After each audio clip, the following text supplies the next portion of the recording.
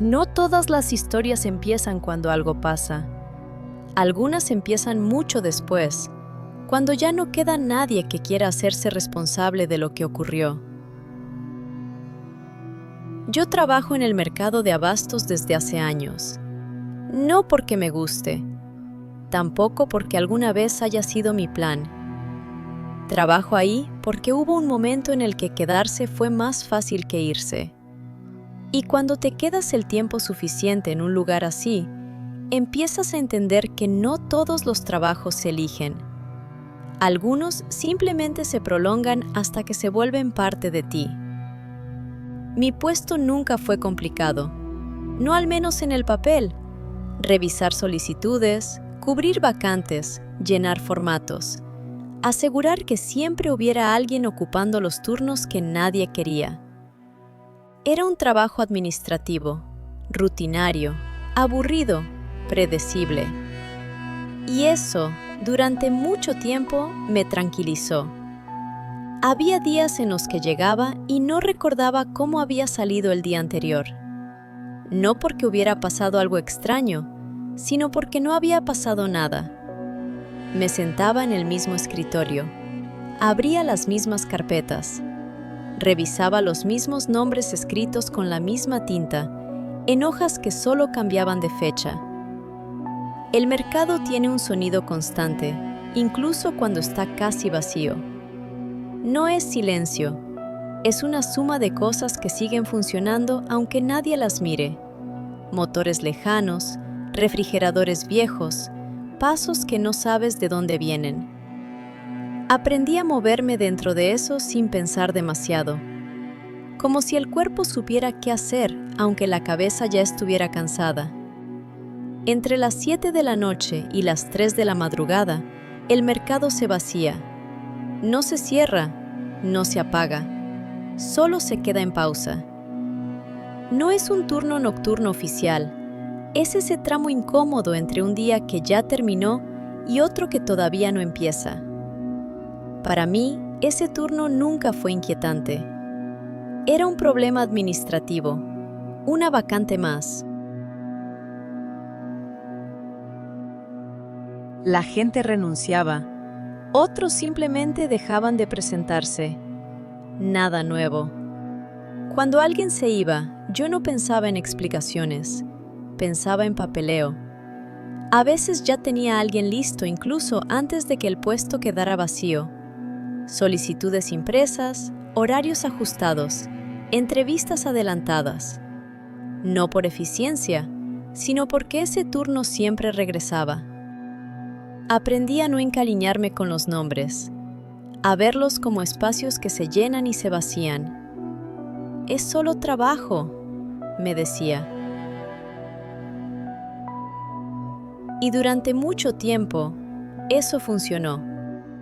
Hubo semanas enteras en las que no recordaba quién había ocupado ese turno. Solo sabía que ya no estaba. Revisaba registros antiguos y los nombres se mezclaban. Uno más, otro más. El horario era siempre el mismo, la duración también. Una semana. No lo noté de inmediato, o tal vez lo noté y decidí no pensarlo. Hasta que un día, por cansancio más que por intuición, revisé una pila de solicitudes viejas. No quería entrevistar más gente. No quería repetir el mismo discurso sobre estabilidad en un lugar donde nada duraba. Solo quería cubrir el turno y seguir con mi día. Así llegó Raúl. Tenía 41 años, experiencia en bodegas, separado, un hijo de 18. Aceptó el horario sin quejarse. Dijo que era temporal, que el dinero le ayudaría, que no interfería con el tiempo que veía a su hijo. Los primeros días fue amable, conversador, agradecido, normal. El segundo día me hizo una pregunta que en ese momento no me pareció importante. No preguntó por seguridad, no preguntó por cámaras.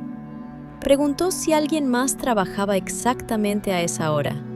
No de noche, no en el turno, exactamente a esa hora. No le di importancia. A mitad de la semana, Raúl cambió. No de forma brusca, no de forma evidente, simplemente dejó de quedarse a platicar. Respondía con frases cortas. Evitaba cruzarse con la gente. No parecía molesto, solo lejos.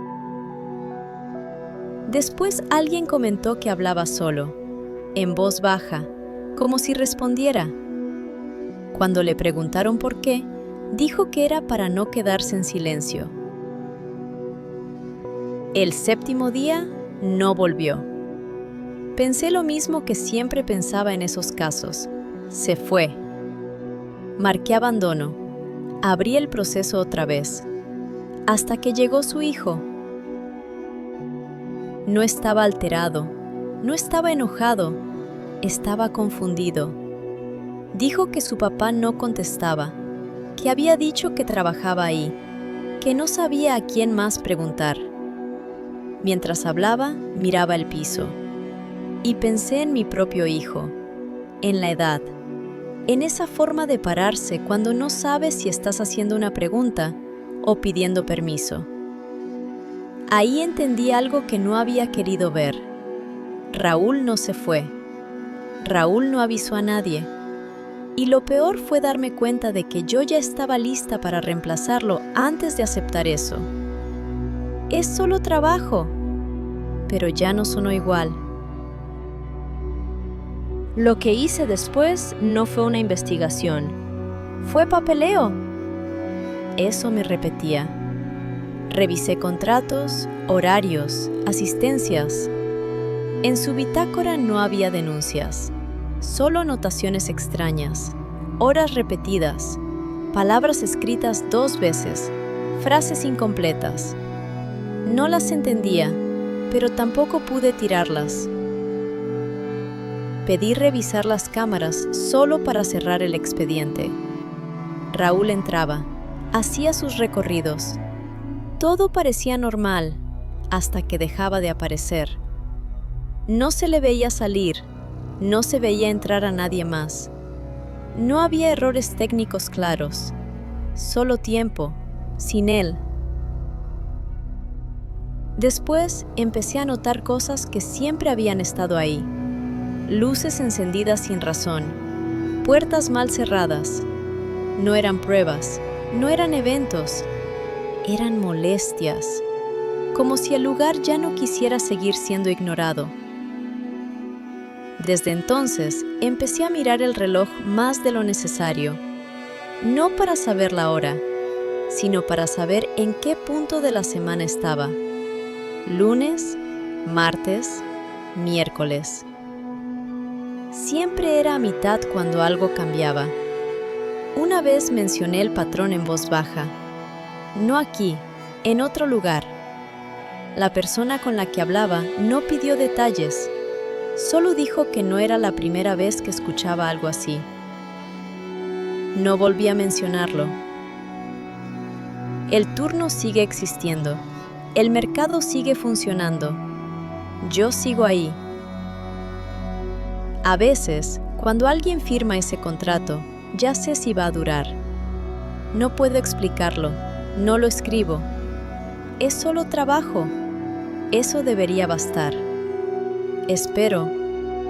Y cuando llega el séptimo día, empiezo a preparar el siguiente expediente. Porque hay patrones que es mejor no decir en voz alta, y lugares que no necesitan quedarse vacíos para tragarse a alguien. Hay días en los que pienso que si dejo de cubrir ese turno, algo peor va a ocuparlo. No sé por qué pienso eso. No es una idea lógica, no es algo que pueda comprobar. Solo sé que sigo aquí y que mientras alguien esté dispuesto a firmar ese contrato, yo voy a estar lista para recibirlo. Si estas historias te están resonando, suscribirte y dejar un like ayuda a que más personas las escuchen.